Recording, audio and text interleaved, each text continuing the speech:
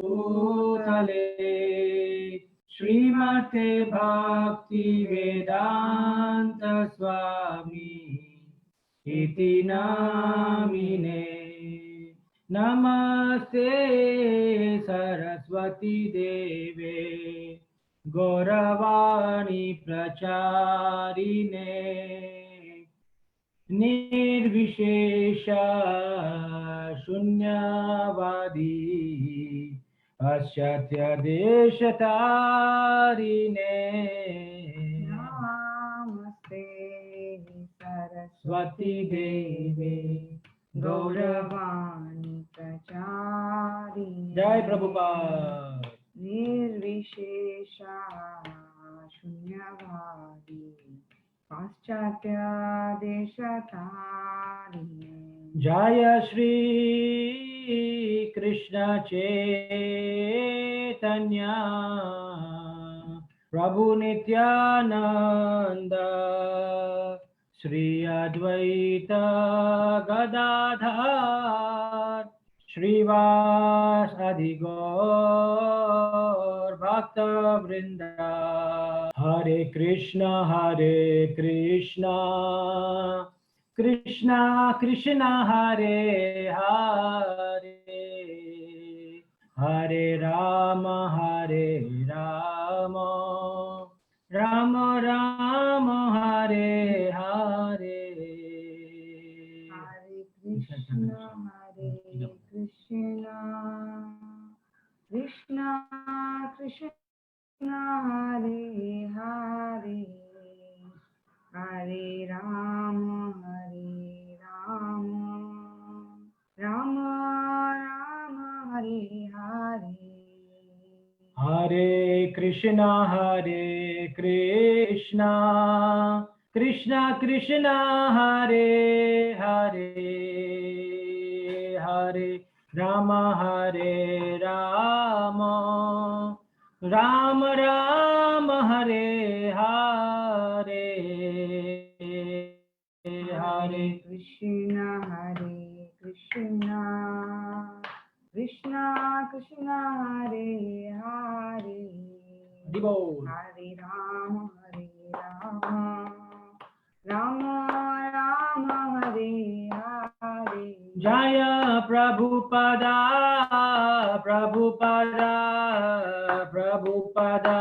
श्रील प्रभुपदा। जय प्रभुपदा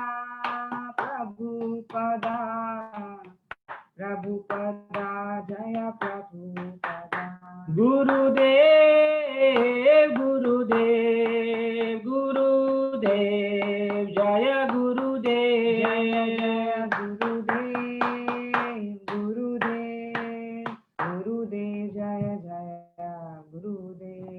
ओम ज्ञानतिमिरन्धस्य ज्ञानाञ्जनशलाकय चक्षुरुन्मिलितं येन तस्मै श्रीगुरुवे नमः।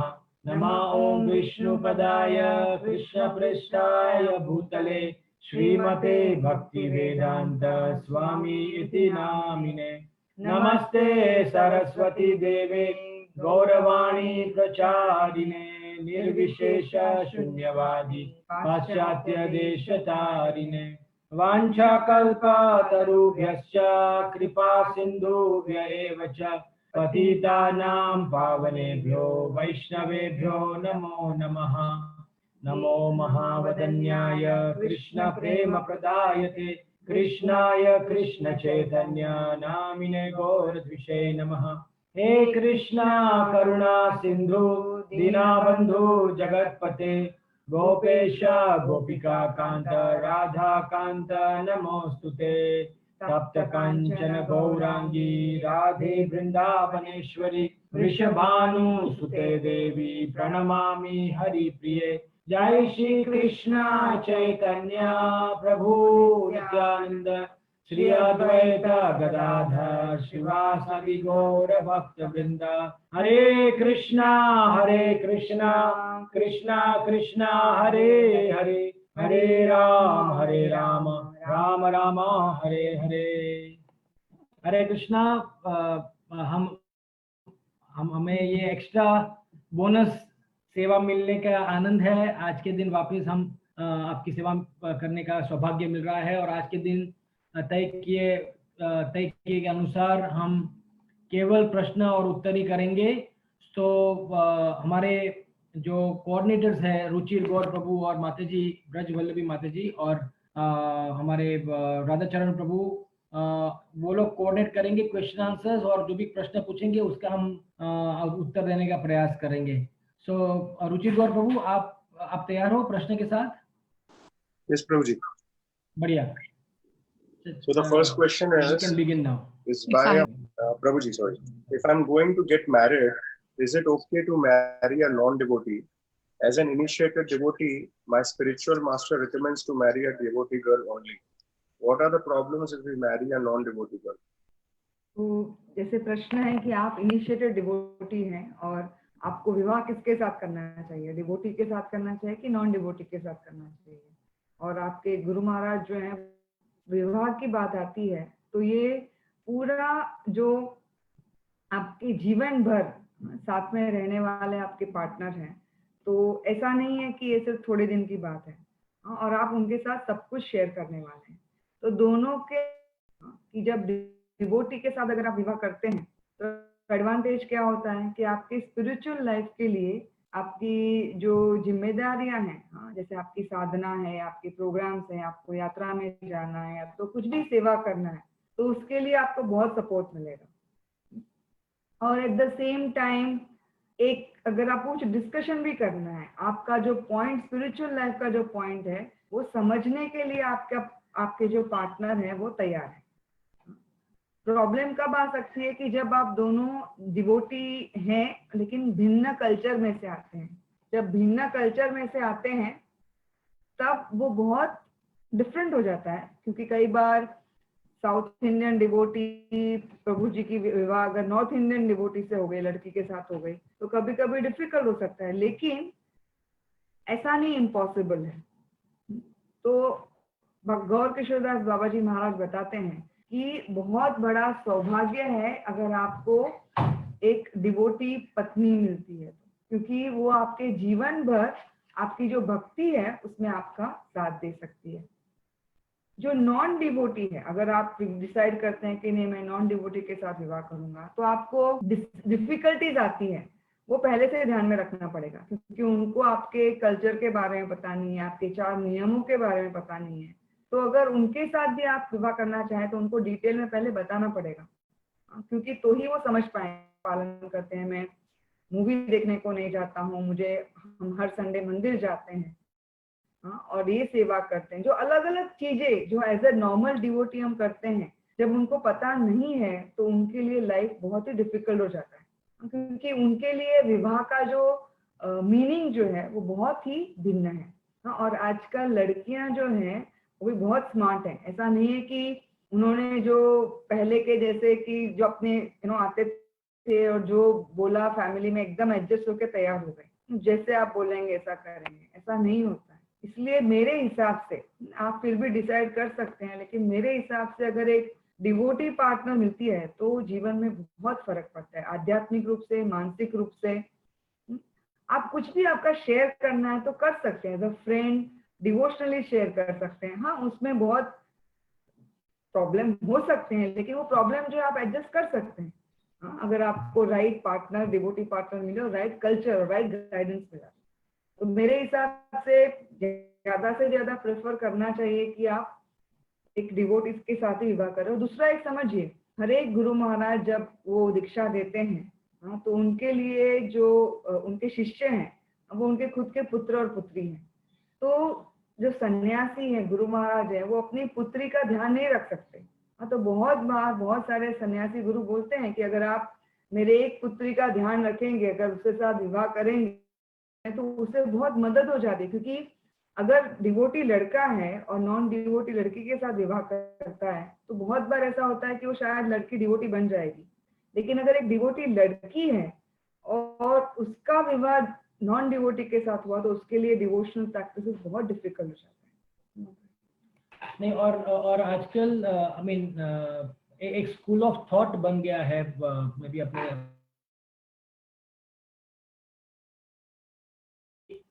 कई बार स्ट्रांगली प्रपोज करता है कि भाई डिवोटी के साथ शादी मत करो। हाँ, तो ये एक मैंने देखा है कि एक स्कूल ऑफ थॉट है जहाँ की वो लोग बताते हैं कि भाई वो लोग बहुत कई बार वो devotee girls are not so basically that school of thought which is telling that don't get married devotee girls, there's a school of thought which is also little growing society. So I think we should not really adhere to that. But if as I said, in this material world everything has pros and cons. While there's some benefits, there could also be some cons. There's nothing which is 100% फायदे का सौदा. It's always sorry मैं English में बोलने लगा, I'm really sorry.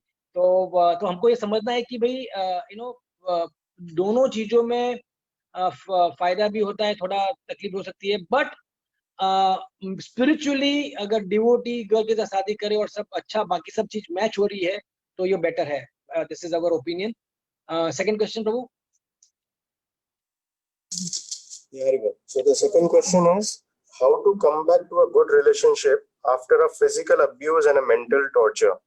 Till how long can a girl should tolerate when in-laws and husband knows that she won't go anywhere?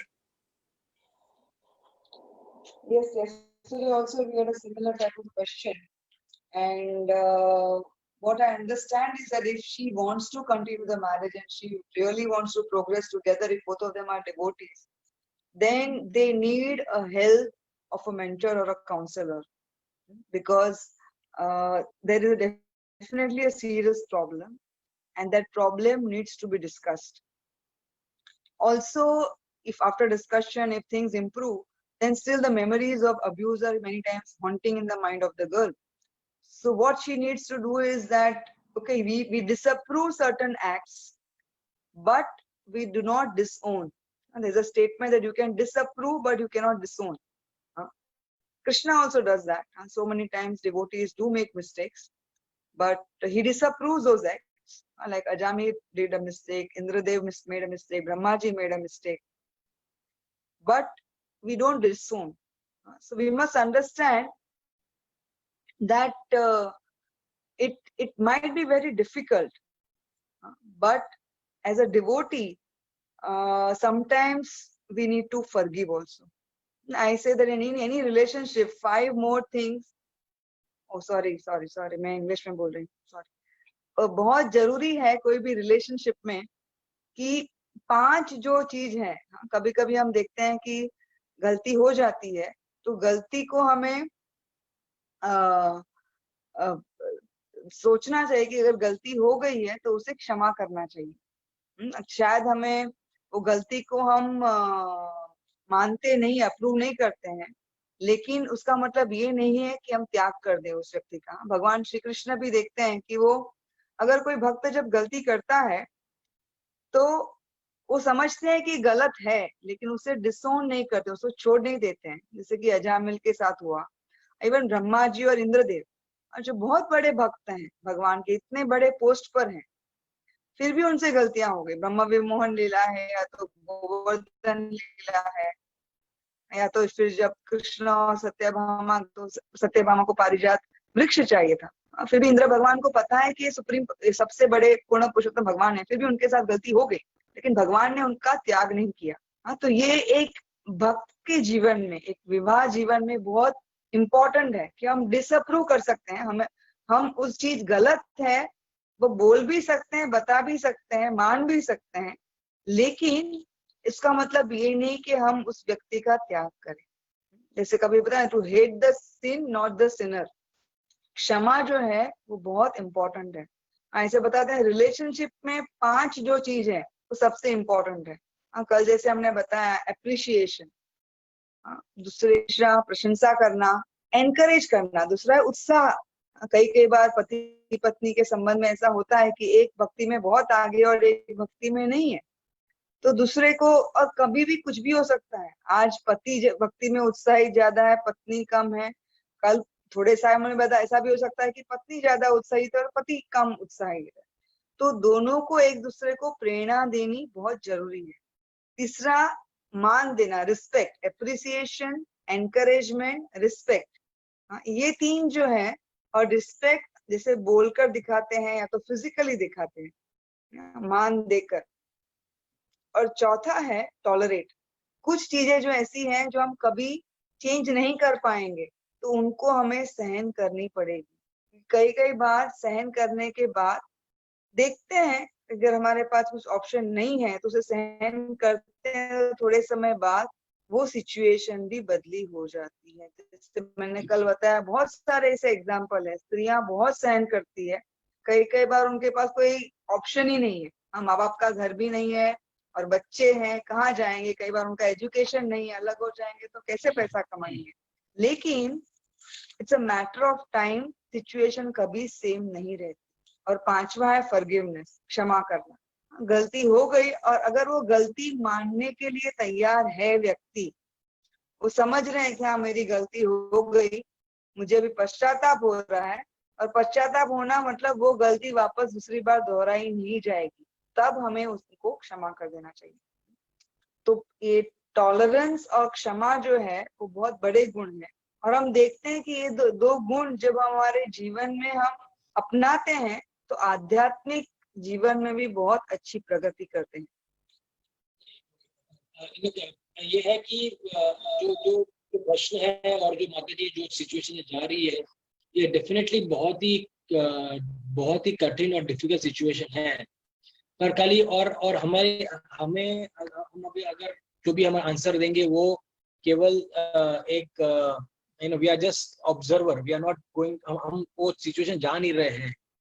पर एक ही चीज है, हम कहना चाहेंगे कि भाई हमने कल जो बात की कि एक बड़ा पिक्चर होता है ना गृहस्थ आश्रम का, तो कोई बड़ा पिक्चर होता है तो हम जो छोटे भी और जो भी डिफिकल्टीज है उसको हम टॉलरेट कर पाएंगे। तो इसमें कई बार लेडीज लोग हम देखते हैं कि वो लोग टॉलरेट करते हैं क्योंकि एक बड़ा पिक्चर है बच्चों के खुशी के लिए या उनकी सेफ्टी के लिए। हाँ, तो कई बार वो रिलेशनशिप में उतना आनंद नहीं आता रहेगा, तकलीफ भी होती है।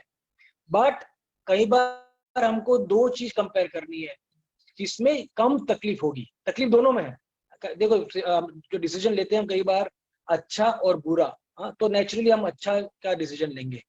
पर कई बार हमारे लाइफ में ऐसा नहीं होता है कि ब्लैक एंड व्हाइट है कि भाई अच्छा है और बुरा है। Most of the time actually देखा जाए तो हमारे सिचुएशन में ऐसा सिचुएशन होता है जो एक बुरा है और एक ज्यादा बुरा है। हाँ, अच्छा कुछ है ही नहीं। तो हम क्या डिसाइड करेंगे जिसमें कम तकलीफ हो, जिसमें कम बुराई हो, जिसमें कम डिफिकल्टीज हो, वो हम सिलेक्ट करेंगे। तो ये लाइफ में ऐसा होता है। तो वो लेडीज को जो प्रश्न है उसमें हमको ये समझना है कि किसमें कम तकलीफ हो उसको हम सिलेक्ट करेंगे। तो लेडीज को प्रोटेक्शन के पॉइंट ऑफ व्यू से देखा जाए या बच्चों का के प्रोटेक्शन और या तो ये दोनों इम्पोर्टेंट है। और मेरे हिसाब से जो मेन जो ये प्रश्न जो पूछा है, तो हम पुरुष लोग को देखना चाहिए कि कई बार हमको लगता है कि भाई हम फैमिली में हमारे माता पिता के साथ हम रह रहे हैं तो हम उनका ध्यान रखना पड़ेगा, उनको रिस्पेक्ट करना पड़ेगा। पर हम देख सकते हैं कि कितनी कई बार हमारे कारण कितना हमारे वाइफ को तकलीफ होती है। तो ये चीज अच्छी नहीं है। ऐसा तकलीफ होना अच्छा नहीं है।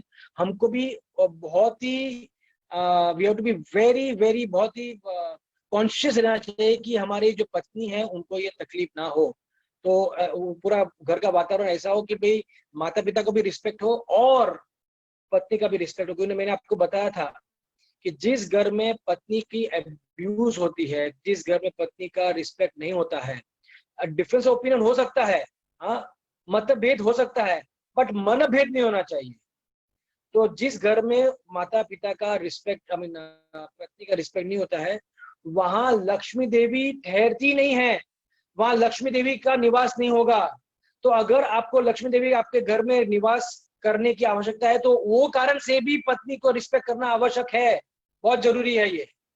आपका सब जो अच्छाई है वो सब चले जाएगा। आप समझिए कौरव को क्या हुआ, कौरव लोग जब उन्होंने एक स्त्री का अपमान किया, क्या उनकी हालत हो गई। आप देखिए कहाँ थे वो और कहाँ उनकी हालत हो गई। हाँ, भगवान Krishna made sure that they go to tremendous trouble. Duryodhan की हालत देखो, अश्वत्थामा की हालत देखो, कर्ण की हालत देखो, हाँ, दुशासन की हालत देखो, कैसी मृत्यु उनको प्राप्त हुई। हाँ, तो ये बहुत ही इंपॉर्टेंट है। लेडीज को रिस्पेक्ट करना, ये मेरे हिसाब से गृहस्थ आश्रम का एक मेन टेक होम पॉइंट होना चाहिए। या अगर आपको टेक होम पॉइंट लेना है इससे, तो वो respecting ladies is very very important. Next question is by Prabhuji. Yes. We are married for 12 years and we have a 10 years old daughter. I wanted to have a sibling for my daughter. However, after my wife started practicing KC, she is of the opinion that having second child will hamper her spiritual progress. So because of this, she is not willing to have a second child. She spends her free time in reading Krishna conscious books and hearing Krishna Katha.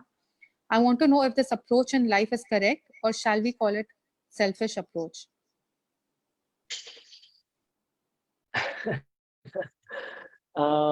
Actually ये जो decision है ना, दोनों वो couple को साथ में मिलकर लेना चाहिए। और इससे बताते हैं, एक बार हमने किसी सीनियर सन्यासी के साथ डिस्कस किया था, तो उन्होंने बोला था कि दोनों में से किसी भी एक व्यक्ति की इच्छा है कि बच्चा चाहिए, तो दूसरे को उसके साथ एडजस्ट करना चाहिए। लेकिन इसके साथ ये जो डिसीजन है, ये क्योंकि स्त्री के लिए वो 9 महीना ही गर्भवती नहीं है, क्योंकि पूरा जीवन उसकी जिम्मेदारी होती है। हाँ, तो अगर बैठ के साथ में डिस्कशन करें, प्रॉब्लम सॉल्विंग, कल हम डिस्कस कर रहे थे कि जब भी कभी कॉन्फ्लिक्ट होता है, तो कॉन्फ्लिक्ट का सॉल्यूशन करने के लिए, प्रॉब्लम सॉल्विंग करने के लिए दोनों को एक साथ में पीसफुली बैठना चाहिए। हाँ, और ब्रेनस्टॉर्मिंग करना चाहिए कि क्यों वो ना बोल रही है और आप क्यों बोल रहे हैं कि आपको सेकंड बच्चा चाहिए। दोनों के पॉइंट्स लिखिए, दोनों एक दूसरे को अपने पॉइंट समझाइए, फिर एक कॉमन कंक्लूजन पे आइए। और जो कॉमन कंक्लूजन पर आते हैं, कॉमन एक फाइनल एजेंडा आपका सॉल्यूशन हो गया, उस पे रेगुलरली आप विचार कीजिए कि क्या ये डिसीजन करेक्ट है। दोनों सोचेंगे तो मुझे लगता है कि थोड़े समय में पत्नी जो है वो मान जाएगी। क्योंकि एक सिबलिंग होना, बच्चे को दूसरा भाई बहन होना वो बहुत जरूरी है। क्योंकि आगे चल के जब हम इस दुनिया में नहीं रहेंगे, तब बच्चे को हमेशा वो कि कोई तो होना चाहिए कि जिससे वो मिस ना करे। दूसरा, जब सिबलिंग होते हैं तो बहुत सारे चीज जो है हम सीखते हैं बच्चे से। दूसरे जब शेयर करते हैं उनसे, तो हम सीखते हैं कि कैसे अलग अलग चीज करनी चाहिए, टॉलरेट करना चाहिए, कोऑपरेशन करना चाहिए, शेयर करना चाहिए। और इमोशनली भी बच्चा बहुत स्ट्रांग होता है। और जब दूसरा बच्चा आता है ना, तब मदर भी, मैंने देखा है यूजुअली वुमेन जो है हर एक बच्चे के साथ ज्यादा बुद्धिशाली होती है। उसका शरीर थोड़ा वीक हो सकता है, लेकिन मेंटली और intellectually I have seen the woman becomes more stronger. हर एक डिलीवरी के साथ वो ज्यादा स्ट्रांग हो जाती है। तो ये प्रॉब्लम जो है दोनों को मिलकर डिस्कस करना चाहिए, और पत्नी को कॉन्फिडेंस में लेना बहुत ही जरूरी है। इसके लिए बैठ के डिस्कशन के लिए, या तो जरूरत पड़े तो किसी सीनियर या तो काउंसलर की मदद लीजिए। और सबसे पहले, सबसे ज्यादा इम्पोर्टेंट है वो बच्चे को पूछना कि बच्चे को क्या चाहिए। अगर बच्चा बोलेगा कि मुझे चाहिए ही, तो माता को समझना ही पड़ेगा कि जरूरत। Hare Krishna. Hare Krishna. Best of luck. Next question is from Mataji. If a girl comes to know that her husband had kept relationship with his ex-girlfriend, and even till they got married, and after she came to know he stopped the old relationship, but how should she overcome that pain and trust him again? No, so this is definitely very very cheating behavior from the, I'm sorry, ये पति के दृष्टिकोण से बहुत ही cheating behaviour है। और पहले तो वो जो पुरुष है, जो पति है, उनको ये समझना है कि पत्नी को इस आघात से या इस सिचुएशन से जो भी डिस्ट्रस्ट हुआ है, जो भी विश्वासघात बोलते हैं ना, विश्वासघात हुआ है, उसको बहुत ही लंबा टाइम लगेगा उसको ओवरकम करने के लिए। तो इसके लिए हम कहते हैं कि मैरिज के पहले लड़की और लड़के को ट्रेनिंग देना आवश्यकता है। हर एक टेम्पल में या हर एक कॉन्ग्रीगेशन में ये अगर टेम्पल कॉन्ग्रेगेशन भी ना हो, पर सीनियर गृहस्थ को ये सिचुएशन क्रिएट करना है कि जहाँ सभी जो लोग हैं जो शादी कर रहे हैं उसके एटलीस्ट 6 महीने के पहले उनको स्ट्रिक्ट ट्रेनिंग देने की आवश्यकता है, कि जहाँ उनको समझाया जाए कि क्या चीज नहीं करनी है और क्या चीज करनी है Krishna conscious point of view से। तो ये जो चीज हो रही है बहुत ही गलत है। ये कैसे पॉसिबल है कि भाई कोई व्यक्ति, और मे बी ये जो लड़का है वो डिवोटी है या ना है, पर स्टिल डिवोटी है या ना भी, ये दोनों तरीके से ये रॉन्ग ही है। हाँ, तो ये ट्रेनिंग करनी आवश्यकता है कि भाई क्या चीज गृहस्थ आश्रम के पहले समझना है, क्या चीज गृहस्थ आश्रम पहले नहीं करनी है, कैसे हमको एक अच्छा फाउंडेशन बनाए। आप सोचिए, फाउंडेशन में ही, बिगिनिंग में ही दरार आ जाती है, तो कैसे हम गृहस्थ आश्रम का एक बड़ा बिल्डिंग खड़ा करेंगे। तो ये चीज बड़ा इंपॉर्टेंट है कि उनको एक ट्रेनिंग करनी है। तो ये लेडीज के पॉइंट ऑफ व्यू से हम समझ सकते हैं माता जी कि आपके लिए बहुत ही डिफिकल्ट है, पर अगर वो व्यक्ति जेन्युइनली रिपेंटेंट है, अगर जो आपके जो अभी हस्बैंड है वो जेन्युइनली रिपेंटेंट है और वो कह रहे कि पश्चाताप है हो रहा है कि भाई मेरे आ गया है, और वो कह रहे कि मैंने ये गलती की, अगर उनमें जेन्युइन गलती की ऐसा उनका फीलिंग है और वो जेन्युइनली कह रहे कि मुझे ये आगे करना नहीं है, तो आपको उन पे विश्वास करना है और आपके विश्वास से उनको और भी स्ट्रेंथ मिलेगी कि चलो भाई मेरी पत्नी का विश्वास मेरे साथ है, तो मैं ये जो पोटेंशियल अट्रैक्शन जो है, ये जो पोटेंशियल डिफिकल्टी जो मैं जिसके थ्रू में पास हो रहा हूँ, उससे मैं उसको मैं इजीली ओवरकम कर पाऊंगा। तो दोनों तरीके से हमने आपको बताया, पति के तरीके तरफ से और पत्नी की तरफ से भी। पत्नी को एक बहुत जरूरी है कि अगर उन्होंने वो मिस्टेक स्वीकार कर ली है और अभी ऐसा कुछ नहीं कर रहे हैं, हाँ, तो एक बड़ा हृदय रख के क्षमा करना चाहिए, क्योंकि क्षमा जो है वो बहुत ही बड़ा गुण है। हम भगवत गीता में भी भगवान बताते हैं कि टॉलरेंस और क्षमा, ये दो जो गुण है ना, वो एक भक्त के लिए बहुत जरूरी है। अगर आप भगवत गीता, प्रभुपाद का भगवत गीता अगर आप देखेंगे, अगर उसमें सर्च करेंगे टॉलरेंस, हाँ, तो ये एक शब्द है प्रभुपाद ने बार बार बार बार बार बताया है कि टॉलरेंस बहुत ही जरूरी है। तो इसीलिए हमें समझना चाहिए कि प्रभुपाद also लिखते हैं कृष्ण बुक में, greatness of a person is tolerated by how he tolerates the provoking situation. कि एक भक्त की महानता कभी समझ में आती है कि जब वो किसी भी ऐसी परिस्थिति है कि जिसमें बहुत डिस्टर्ब हो सके, लेकिन उसमें भी सहन शक्ति, सहनशीलता दिखाते हैं। और एक भी चीज इम्पोर्टेंट है हम समझना कि वो जो पत्नी है वो एक बार वो पति को फॉरगिव करेगी, और एक चीज समझिए आप, तो दूसरी बार ये गलती की तो फिर वो पत्नी को पूरा हक है आपको फॉरगिव नहीं करना, और फिर उसको जो करना है वो कर सकती है। आप समझिए, अगर ये गलती वापस की तो ये रॉन्ग है। एक बार फॉरगिव होता है, दूसरी बार फॉरगिवनेस नहीं होता है, दूसरी बार एक्शन होता है कि नहीं?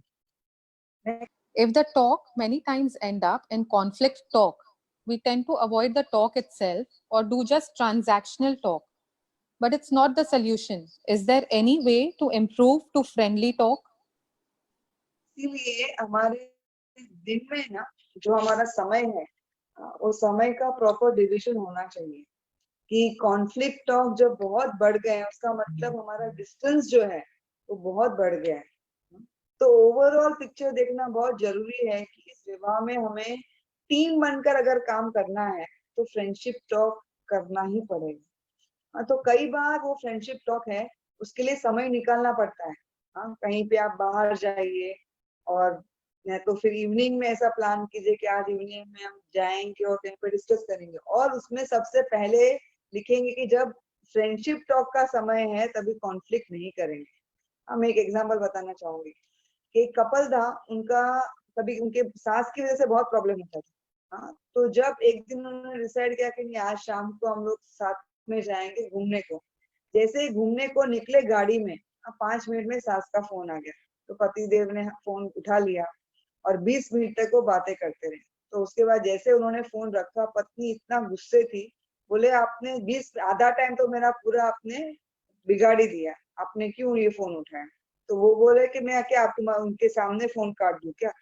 तो ऐसे झगड़ा हो गया, वापस उसी उधर ही एंड हो गया। लेकिन इस परिस्थिति को कैसे संभाल सकते हैं? अगर उसने बताया होता कि जब भी, जैसे मैंने कल बोला था ना, कि जब आप एक्स बिहेवियर करते हो वाई सिचुएशन में, तब मुझे जेड फीलिंग आती है। तो अगर वो बोल सकती है कि मुझे जब भी हमारा समय हमारे दोनों के लिए तभी कोई और फोन करता है, तब मुझे बहुत ही बुरा लगता है, तो पति बता सकते हैं कि हाँ, अगली बार जब उनका फोन आएगा तो भी मैं बोल सकता हूँ कि मैं अभी कुछ और इम्पोर्टेंट काम कर रहा हूँ और हम बात करेंगे। तो इसलिए फ्रेंडशिप समय निकालना एक कपल के लिए बहुत ही जरूरी है। और वो समय में भी डिसाइड करना चाहिए कि हम क्या करेंगे। कई बार ना गृहस्थ जीवन हम प्लानिंग के बगैर ही जी लेते हैं। जैसे दिन आया, सुबह से उठे, शाम तक खत्म हो गया। तो इनफैक्ट मैं बोलूंगी कि लॉकडाउन पीरियड में अगर आप उसे अच्छी तरह से नहीं यूज करेंगे तो ऐसा समय वापस आपको नहीं मिलेगा, क्योंकि यहाँ आप हमेशा साथ में रह रहे हैं। तो यूटिलाइज कीजिए। साथ में रह रहे हैं तो पॉसिबल है कि शायद कॉन्फ्लिक्ट भी बहुत हो सकता है, लेकिन डिसाइड कीजिए कि नहीं, थोड़ा समय रात को सोने के पहले हम डिस्कशन करेंगे। और हमारा एक दूसरा प्रिंसिपल है हम दोनों का, कि कभी भी हम रात को कॉन्फ्लिक्ट के साथ सोते नहीं है। जब भी कुछ कॉन्फ्लिक्ट होता है तो वो रात को सॉल्व किए बिना नहीं सोते हैं। नहीं तो सुबह उठ के क्या सोचते हैं, अरे इसके साथ बात करूं कि नहीं करूं, कल रात को क्या हुआ था। ऐसा नहीं होना चाहिए। जब भी हम रात को कितना भी लेट हो जाए, लेकिन वो कॉन्फ्लिक्ट को सॉल्व किए बिना नहीं सोना चाहिए। और उसके लिए नेगोशिएशन, टॉलरेंस, अप्रिसिएशन, माफी मांगना, या तो कभी एक दूसरे को हंसी में उड़ा देना, हो गई गलती, क्या करेंगे, चलो ठीक है। तो ये जरूरी है कि कोई भी कॉन्फ्लिक्ट को हम बहुत लंबा नहीं खींचे। नहीं तो क्या होता है, वो एक कॉन्फ्लिक्ट दूसरे से तीसरा, तीसरे से चौथा, और कॉन्स्टेंटली मन में ना एक निगेटिव सेल्फ टॉक चलती रहती है।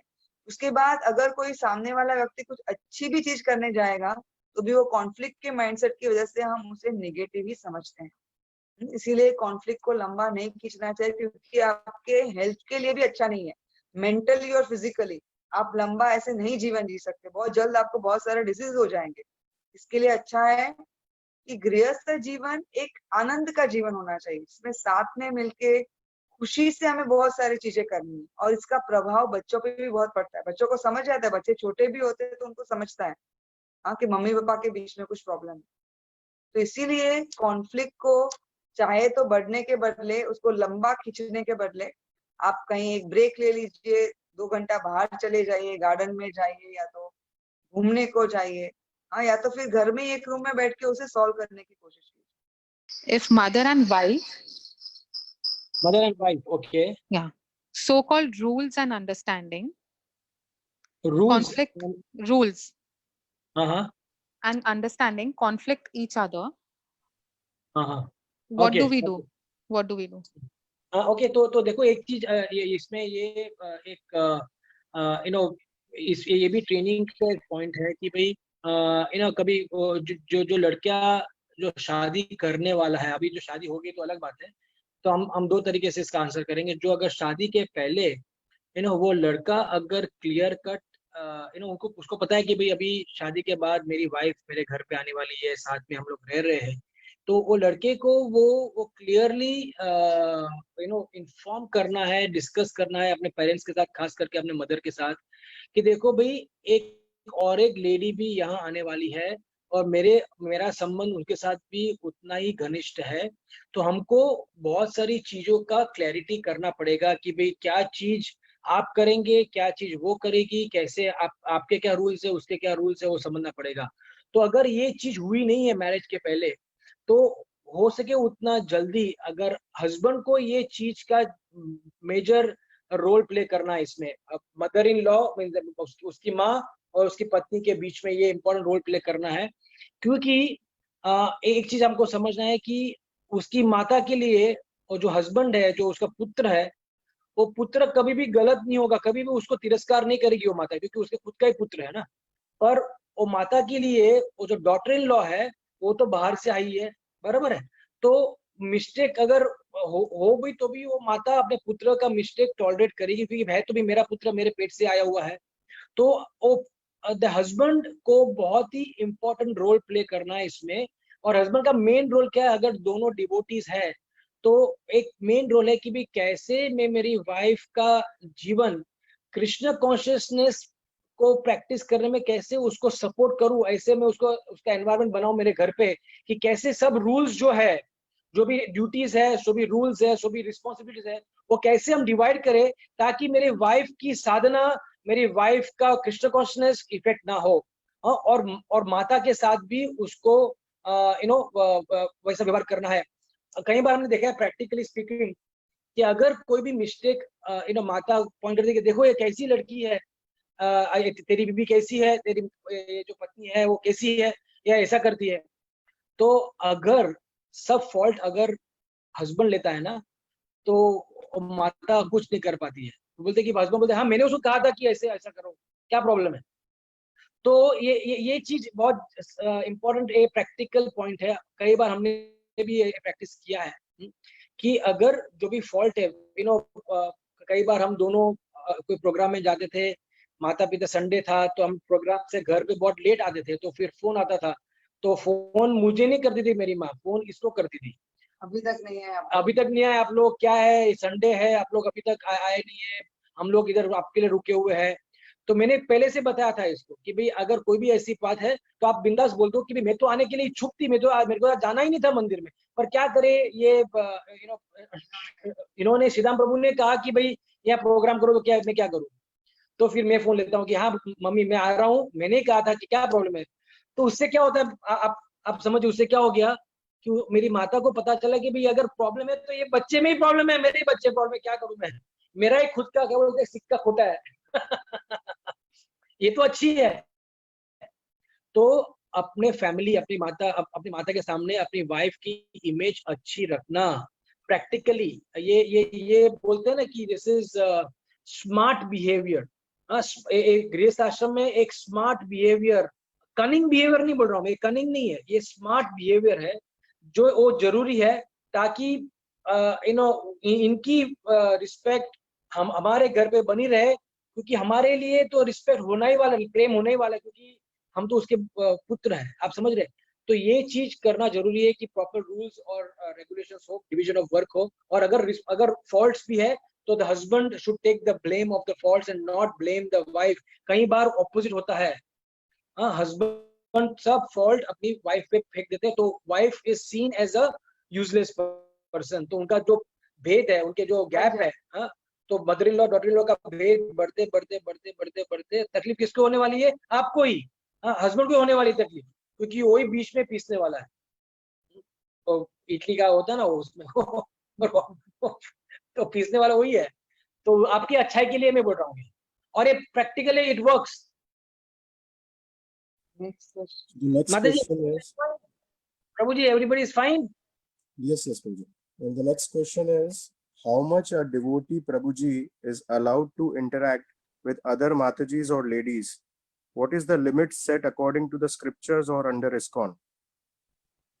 एक्चुअली ये बहुत ही इम्पोर्टेंट एस्पेक्ट है गृहस्थ आश्रम में, कि जब मैरिज एक लाइसेंस नहीं है आपको कि आप फ्रीली दूसरी स्त्रियों या तो दूसरे पुरुषों के साथ व्यवहार कर सके। कई बार देखते हैं कि जब अनमैरिड होते हैं तो बहुत रेस्ट्रिक्टेड बिहेवियर होता है, जब विवाह हो जाता है तो पुरुष दूसरी स्त्रियों के साथ बात करने लगते हैं, कभी स्त्रियां भी ऐसे करती हैं। लेकिन हमें समझना चाहिए कि marriage is not a license for very open relationship with other gender, दूसरे जेंडर के साथ। क्योंकि हमें समझना चाहिए कि शास्त्र बताते हैं कि जब भी स्त्री जो है वो अग्नि के समान है और पुरुष बटर के समान है, और जितना बटर अग्नि के नजदीक आएगा उतना पिघल जाएगा। तो जितना हो सके उतना डिस्टेंस रखना चाहिए, जितनी जरूरी है उतनी बातें करनी चाहिए। अगर सेवा के रिलेटेड बात है, अगर एक प्रभु जी हैं, उनकी पत्नी है और कोई दूसरे माता जी जिनके साथ सेवा के रिलेटेड बात करनी है, तो जितना हो सके उतना अपनी पत्नी के सामने बात करना चाहिए। और ऐसे एग्जैक्टली ऑपोजिट, अगर पत्नी है जिस किसी और प्रभु जी के साथ बात करनी है, तो जब भी वो दूसरे प्रभु जी के साथ बात करनी है तो अपने पति के साथ रह के बात करनी चाहिए, या तो उस प्रभु जी की पत्नी के सामने बात करनी चाहिए। जिससे कभी कुछ डाउट नहीं आ सके। हाँ, और ये शास्त्र बताते हैं कि अग्नि और बटर मक्खन जब नजदीक आएंगे, जब उनका डिस्टेंस कम होगा, तब वो पिघल जाएगा। हाँ, तो इसीलिए ये शास्त्र हमें वार्निंग देते हैं। हाँ, इसीलिए बहुत जरूरी है कि अननेसेसरी मजाक मस्ती करना किसी और स्त्री के साथ या तो और पुरुष के साथ वो जरूरी नहीं है। अगर आप ग्रुप में साथ में हैं, हाँ 10 कपल साथ में और आप मजाक कर रहे हैं, वो अलग बात है। लेकिन अकेले में किसी के साथ घर चले गए, किसी और स्त्री के साथ बात किया, मजाक किया, तो फोन पे या तो व्हाट्सएप पे, अभी तो इतना चीज इजी हो गया है, कमेंट्स कुछ दे दिया, उससे हमें एज अ भक्त बहुत ही कंट्रोल करना चाहिए। ये इंद्रिय कंट्रोल का बहुत ही, सेंस कंट्रोल का बहुत इंपॉर्टेंट अंग है।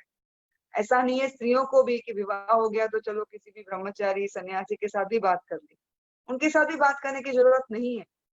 जितना हो सके उतना जो व्यवहार है अपने पति के थ्रू करना चाहिए। अगर दूसरे किसी प्रभु जी के साथ करना है तो, या तो अगर आपको किसी स्त्री के साथ व्यवहार करना है तो वो भी हमेशा अपनी पत्नी के माध्यम से करना चाहिए। मंदिरों में भी, राधा गोपीनाथ मंदिर में ऐसी सिस्टम है, हाँ, कि ऐसे गृहस्थ कपल, सीनियर कपल्स जो हैं, उनको अपॉइंट किया गया है। तो अगर और वो सेवा के लिए मेन होते हैं कि अगर आपको डीटी वर्शिप की सेवा है तो कुकिंग की सेवा है, तो अगर आपको किसी माता को, किसी ब्रह्मचारी या तो किसी और प्रभु जी के साथ ही बात करनी है तो वो कपल के थ्रू करते हैं। तो कभी कभी हमको लगता है मैनेजमेंट बहुत बड़ा हो गया, हमको सीधा नहीं बात कर सकते, इनके थ्रू करते हैं, लेकिन वो बहुत सेफ है। उससे जो मंदिर की पवित्रता जो है, पवित्र एटमॉस्फेयर है, वो अच्छी तरह से बना रहता है। Yes, next question. My mother-in-law encourages my wife to act independently and also gives an ego boost by saying she's earning as well. Also, she interferes with how we should run our household affairs, what should be done, and how to handle this.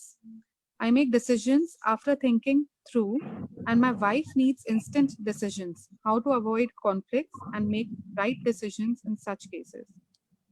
So इसमें बहुत जरूरी है कि अगर आपकी पत्नी की जो माता है, अगर आपके जीवन में बहुत इंटरफियर कर रही है, हाँ, तो इसके लिए पहले आपको आपकी पत्नी को कॉन्फिडेंस में लेना बहुत जरूरी है। हाँ, उसे समझाना बहुत जरूरी है। अगर उसे नहीं समझाएंगे, वो नहीं समझ, उसे कॉन्फिडेंस में लेना जरूरी है कि अगर आपकी माता जो है वो हमारे जीवन में इतना इंटरफेयर कर रही है और इसकी वजह से हमारे जीवन में तकलीफ आ रही है, तो पत्नी के साथ बैठ के वो डिस्कशन करना चाहिए, जैसे कि ये जो प्रॉब्लम है हम साथ में मिलकर सॉल्व करेंगे, और मैं चाहता हूँ कि जो भी डिसीजन लो हम साथ में लें। जैसे आप वो बता रहे हैं ना कि जो भी डिसीजन ले रहे हैं अगर पत्नी के साथ में मिलके लेंगे तो उनको तकलीफ नहीं होगी। होता है कई बार, और मैं सारे स्त्रियों को भी बताऊंगी कि विवाह के बाद, हाँ, ऐसा नहीं बोलूंगी कि आप सब बातें बताइए या न बताइए, लेकिन आपकी विवेक बुद्धि का इस्तेमाल करना बहुत जरूरी है।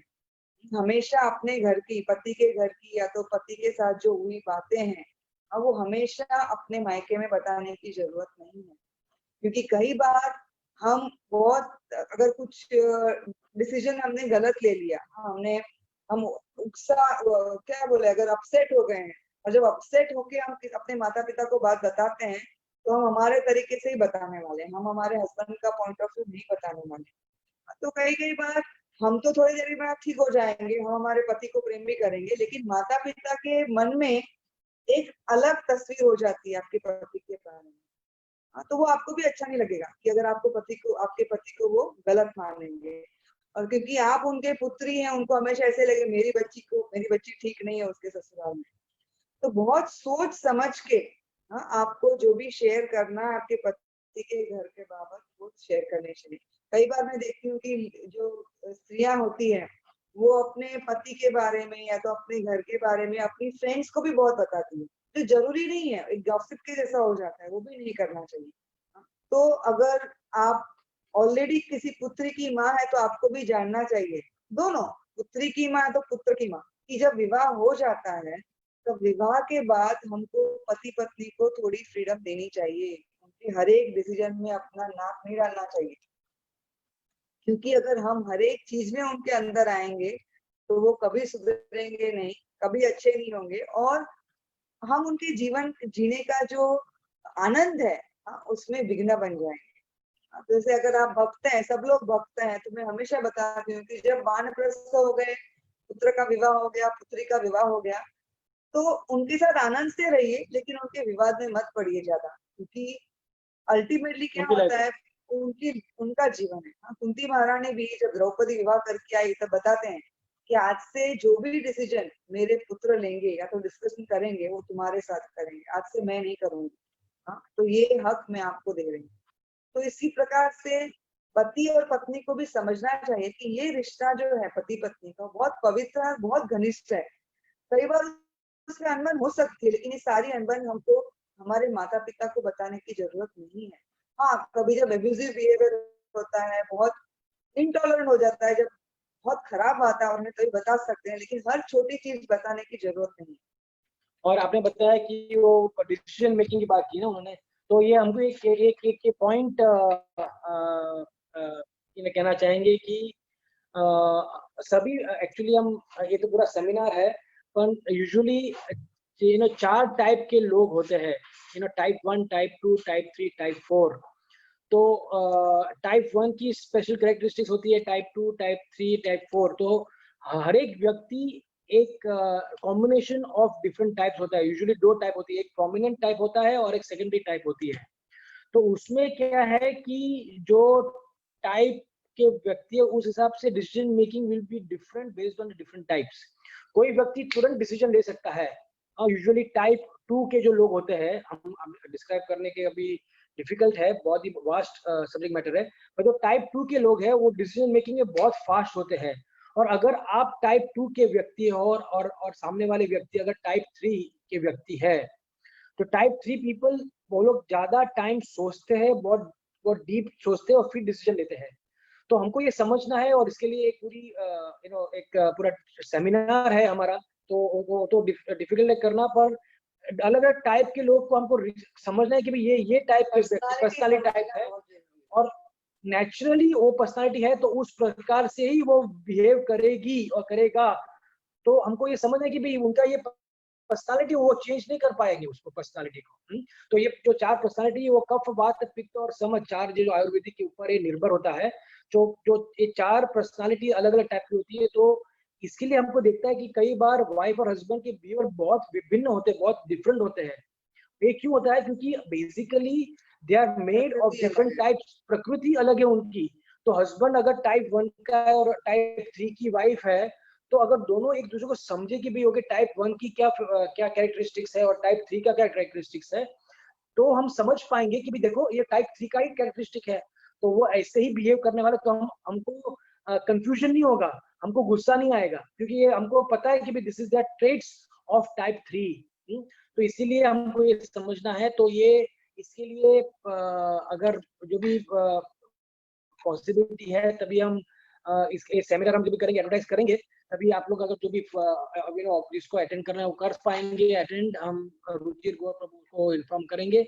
तो ये बहुत इंपॉर्टेंट है, ये प्रैक्टिकल सेमिनार है जहां हम टाइप्स की बात करेंगे, जो कि हस्बैंड वाइफ के लिए ही नहीं, पर हमारे अलग अलग जो इंटरेक्शन होते हैं लोगों के साथ, उनकी टाइप्स को अगर हम समझ पाएंगे, तो बहुत ही इंटरेक्शंस बहुत ही सहज और बहुत ही इजी हो जाती है। हमने देखा है, इसमें प्रैक्टिकल अंडरस्टैंडिंग है। तो इसके लिए आप बोल रहे हो डिसीजन मेकिंग नेचुरल डिफरेंट होने ही वाला है, क्योंकि टाइप्स अलग है। और कोई प्रश्न? Question is from a Mataji. Prabhuji is too busy with his work and spiritual life and doesn't spend time with family, children and wife. What is to be done? तो कल हमने बात की थी अपने उनके लिए बहुत जरूरी है कि अगर वो राइट टाइप का बैलेंस नहीं करेंगे, तो बहुत जल्द रिलेशनशिप में भी डिफरेंस हो जाएगा। और उनके साथ अगेन उनको बैठ के समझाने की जरूरत है। तो चाहे तो आप बैठ के उनका टाइम लीजिए और उनको एक्सप्लेन कीजिए। कई बार क्या होता है ना कि वो कुछ लोग इतने बिजी होते हैं और हम भी उससे इतने अपसेट हो जाते हैं कि हमारा प्रॉब्लम हम अच्छी तरह से बता भी नहीं सकते। तो शांति से बैठ के थोड़ा टाइम निकाल कर बैठ के बात करनी चाहिए कि देखिए अगर आप ऐसा सब कर रहे हैं, तो जितना पॉसिबल है, और बात करने के लिए भी उनके पास समय नहीं है ना, तो आप एक लेटर लिखिए और लेटर में आप अच्छी तरह से एक्सप्रेस कीजिए कि आपकी नीड्स क्या हैं, और जब आप उनके बारे में बता रहे हैं तो उनको क्रिटिसाइज मत कीजिए, निगेटिवली मत बताइए, पॉजिटिवली बोले कि आपके इतने बिजी होने के कारण बच्चे और हम आपसे दूर हो रहे हैं। हाँ, तो बहुत जरूरी है कि हम अच्छा समय व्यतीत करें। ये 8 ये जो डिविजन्स है हम करेंगे, ये बहुत how you balance your life, ये पूरा अपना एक्चुअली कृष्ण कॉन्शियस उसमें डिपेंडेंट है। हाँ, ये बैलेंसिंग तो हो सकता है, तो वो हमारा एक बहुत बढ़िया सेमिनार है बैलेंसिंग के ऊपर।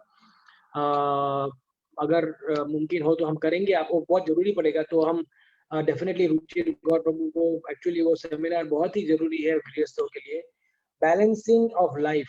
ये केवल 2 घंटे का सेमिनार है, तो उसमें बहुत ही इम्पोर्टेंट चीज हम डिस्कस करेंगे, जहाँ कि उसका रिपरकशंस क्या, उसका इफेक्ट क्या होता है अगर बैलेंस नहीं हो लाइफ, तो उसका इफेक्ट क्या होता है। युक्त आहार विहार, भगवान खुद भी कहते हैं अपने गीता में कि भाई balanced living, balance mean not eating too much, ज्यादा खाना नहीं है, कम खाना नहीं है, ज्यादा सोना नहीं है, कम सोना नहीं है। तो भगवान भी खुद बैलेंस लाइफ की बात कर रहे हैं गीता में, तो गीता का उद्देश्य है ये बैलेंस लाइफ।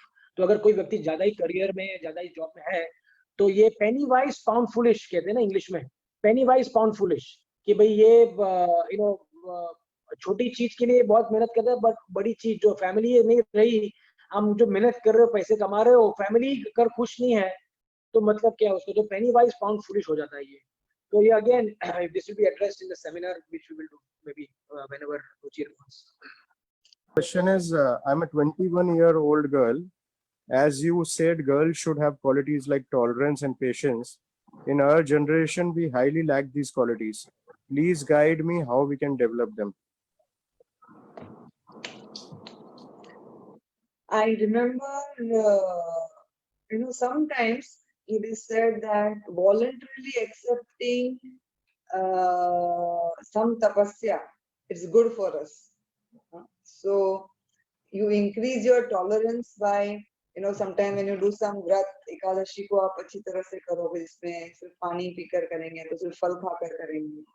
और पेशेंस और टॉलरेंस जो है, लड़की में 2 जान से आती है, एक तो उसका स्वभाव कैसा है और दूसरा अपने माता को देखकर। जब लड़की अपने माँ को देखती है कि माँ किस प्रकार से सहनशील है और टॉलरेंट है, या तो दूसरे एग्जाम्पल्स को देखकर। दूसरा, जब हम उसके बारे में ज्यादा से ज्यादा लेक्चर सुनते हैं टॉलरेंस पे, पेशेंस पे। मैंने एक बार मेरे गुरु महाराज को पूछा था कि किस प्रकार से हम ये सब क्वालिटी अपने जीवन में ला सकते हैं। तो उन्होंने बोला जितना हो सके उतने उनके बारे में सुनिए और सिंसियरली सुनिए और प्रार्थना कीजिए, तो जब आपको उस गुण की जरूरत होगी तो परमात्मा आपके हृदय में से आपको याद दिलाएंगे। तो whenever you need the most, you will need that quality the most. Krishna within your heart will actually remind you that how it is important. एक चीज बता सकता हूँ आपको माता जी, you asked this question, आपको टॉलरेंस और पेशेंस की आवश्यकता है, पर आप में ऑनेस्टी बहुत है।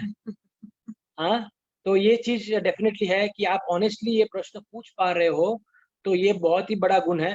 तो बी हैप्पी दैट आप में ये 2 चीज अगर आप समझ रहे हो कि नहीं है, तो ठीक है, उसको आप काम करेंगे, but you are very honest कि आपके सबके सामने आपने ये प्रश्न पूछा, तो थैंक यू, आपके ये ऑनेस्टी बहुत ही in a very very much appreciable. Thank you. The next question is marriage allowed in non-Manglik and Manglik case in devotee circles? हमारा केस वो है प्रभु जी मांगलिक है, मैं नॉन मांगलिक हूँ, हमको पता भी नहीं था। नहीं, पर अगर ऐसा नहीं है, अगर आप एस्ट्रोलॉजी मानते हैं तो एस्ट्रोलॉजी को देखना चाहिए, 3 एस्ट्रोलॉजर को दिखाना चाहिए। और ऐसा नहीं कि हर एक मांगलिक का जो विवाह है वो मांगलिक के साथ ही होना चाहिए। कभी कभी दूसरे के उसमें मंगल नहीं होता है, लेकिन दूसरे कोई ग्रह के भी प्रभाव ज्यादा होता है, तो दोनों एक दूसरे के साथ जीवन निकाल सकते हैं। सबसे ज्यादा इम्पोर्टेंट है कि आप कितना एक दूसरे को समझ कर रहना चाहेंगे। बहुत सारे ऐसे लोग हैं कि जिनके हॉरोस्कोप कभी मैच नहीं किए फिर भी वो अच्छा जीवन जीते हैं, और कैसे बहुत ऐसे भी हैं कि जिनका हॉरोस्कोप बहुत चेक किया हुआ है फिर भी जीवन अच्छा नहीं जाता है। तो मैं ऐसा नहीं बताती हूँ, एस्ट्रोलॉजी बहुत अच्छा साइंस है, लेकिन उसका इंटरप्रिटेशन करने वाले लोग जो हैं वो अच्छे होने चाहिए। अगर राइट इंटरप्रिटेशन करने वाले लोग आपको मिलेंगे तो आप अच्छी तरह से उनका इंटरप्रिटेशन करके आप उनसे गाइडेंस ले सकते हैं। और दूसरी बात है, शादी के पहले है ना अलग अलग जो कैटेगरीज होती है अलग अलग की भाई एस्ट्रोलॉजी, पेरेंट्स, स्पिरिचुअलिटी, एजुकेशन, उसको आप वेटेज दीजिए, वेटेज। आप समझे हो कि अगर अगर अगर 100% है तो फॉर एस्ट्रोलॉजी मेरे लिए उसका वेटेज है 10%, आउट ऑफ 100 में 10%, मैक्सिमम अगर मार्क्स मिले तो भी 10% वेटेज देना चाहूंगा मैं एस्ट्रोलॉजी। फॉर एग्जाम्पल बोल रहा हूँ मैं। एजुकेशन ऑफ द गर्ल और एजुकेशन ऑफ बॉय उसका वेटेज है 30%, तो आप वेटेज दे दीजिए उसको। तो वेटेज करते करते आपको पता चल जाएगा चलो भाई बाकी सब चीज बराबर है, एस्ट्रोलॉजी के में थोड़ा कुछ 19-20 है, तो वेटेज करके आपको बहुत ही सरल पड़ेगा डिसीजन लेने को कि भाई कैसे हम इसको आगे बढ़े कि नहीं बढ़े। आप समझ रहे हो? तो ये वेटेज बहुत जरूरी है। ऐसा नहीं कि केवल एस्ट्रोलॉजी इंपॉर्टेंट है, ऐसा नहीं कि लड़की की सौंदर्य सुंदरता इंपॉर्टेंट है, उसको वेटेज दे दीजिए। चलो भाई मेरे लिए लड़की की लुक्स को मैं 20% वेटेज दूंगा 100 में से, तो मैक्सिमम वो लुक्स में तो 20 ही मिलेगा। मैं एडुकेशन को 10% दूंगा, मैं उनका मनी अर्निंग कैपेसिटी को 10% दूंगा, उनका फैमिली बैकग्राउंड को 20% दूंगा। ऐसा करके आप वेटेज कर दीजिए। हाँ, तो वेटेज कर आप, और वेटेज प्योरली आपने डिसाइड किया, ऐसा किसने आपको डिक्टेट नहीं किया ये। और ये सबके लिए अलग अलग होगा, ऐसा नहीं कि मैंने जो डिसाइड किया वो मेरे फ्रेंड के लिए भी सेम होगा, नहीं, everybody has to decide his own weightage. क्योंकि मेरी क्या है, मेरा कितना विश्वास है एस्ट्रोलॉजी पे, मेरा कितना जरूरियात है कि भाई मेरी बीबी बहुत ही सुंदर हो मेरी तरफ से, द वे आई सी सुंदरता। आप समझ रहे हो ना? तो अगर वो वेटेज करके आप एक डिसीजन लेंगे तो बहुत ही सरल इजी हो जाता है, कुछ कंफ्यूजन नहीं है इसमें। एक्चुअली राइट पार्टनर मिलना ना वो बहुत जरूरी है गृहस्थ आश्रम में। आई थिंक एक प्रश्न भी आया था बहुत सारा राइट पार्टनर के लिए, तो बहुत जरूरी है हमें सोचना कि विवाह के पहले हम बहुत कुछ सोच समझ के फिर विवाह में प्रवेश करते हैं, तो हमारा जीवन जो है काफी सरल हो जाता है। अब जैसे प्रभु जी ने बताया एस्ट्रोलॉजी है, लुक्स है, एजुकेशन है, फिर डिवोटी लड़की है कि नहीं है, क्योंकि विवाह में एक बेसिक अट्रैक्शन होना तो जरूरी है दोनों दो लोग को साथ में रहने के लिए। इसके लिए मैं तो मानूंगी नहीं कोई बोलेगा कि नहीं मुझे अच्छी लड़की दिखने में या तो अच्छा लड़का दिखने में होगा कि नहीं होगा मुझे चलेगा, ऐसा नहीं होता है। हम सबको चाहिए कुछ, क्योंकि साथ में रहना है तो लुक्स को भी हम, लेकिन ऐसा नहीं कि सिर्फ लुक्स ही चाहिए। मुझे पता है एक प्रभु जी थे, उन्होंने 42 लड़कियां देखी, 42, एक से बढ़कर एक, और फाइनली 43rd के साथ विवाह किया। 42 इतनी सारी अच्छी अच्छी लड़कियों को रिजेक्ट किया क्योंकि उनके हिसाब से वो सुंदर नहीं थे, और अभी इतने पछता रहे। तो इसीलिए मैं सोचती हूँ कि हमें बहुत ऑनेस्ट होना चाहिए कि हमारे एक्सपेक्टेशन क्या है। कि मुझे ठीक है लुक्स में मुझे 10 में से 6 होगा तो चलेगा, एजुकेशन में 10 में से 6 होगा तो चलेगा, लेकिन गुण में मुझे 10 में से 8 चाहिए। या तो फैमिली वाइज डिवोटी फैमिली चाहिए तो डिवोटी लड़की चाहिए। वो सब सारा जो हमारा प्रायोरिटी है वो हमें लिख कर रखना चाहिए, और उसमें भी बहुत हमें एडजस्ट होना पड़ेगा, क्योंकि आप ये जो लिखा ये करने के बाद भी ऐसा नहीं है जैसा आपने लिखा ऐसी व्यक्ति मिलती है। ऐसे कई बार जो मैरिज बोर्ड में आते हैं तो माता जी बताते हैं, मैरिज बोर्ड के माता जी की लड़कों को कैसी लड़की चाहिए, बहुत ब्यूटीफुल, स्मार्ट, एकदम मॉडर्न, फिर डिवोटी, फिर कमाने भी चाहिए, घर में माँ बाप की सेवा भी करनी चाहिए, अच्छा खाना भी बनाने को चाहिए, प्रोग्राम में भी सबके साथ आने चाहिए। तो ऐसा तो पॉसिबल नहीं है ना कि सारे गुण एक ही जन में पॉसिबल हो। और कभी कभी लड़कियां क्या सोचती है, लड़का डिवोटी होना चाहिए, अच्छा दिखना चाहिए, इतना तो कमाना ही चाहिए, खुद का घर होना चाहिए, माँ बाप साथ में रहने चाहिए, एक गाड़ी होनी चाहिए, और मुझे हर एक यात्रा में फ्लाइट में लेके जाना चाहिए। तो ऐसे एक्सपेक्टेशन जो है जो मतलब बराबर नहीं है, तो ये नहीं चलता है। दोनों अगर साथ में अच्छे व्यक्ति हैं, साथ में आते हैं, तो धीरे धीरे एडजस्टमेंट करना पड़ता है, एडजस्टमेंट करना ही पड़ता है, पूरक। और एक दूसरे को एडजस्ट करके धीरे धीरे हम अच्छी तरह से आगे बढ़ सकते हैं। हरे कृष्णा।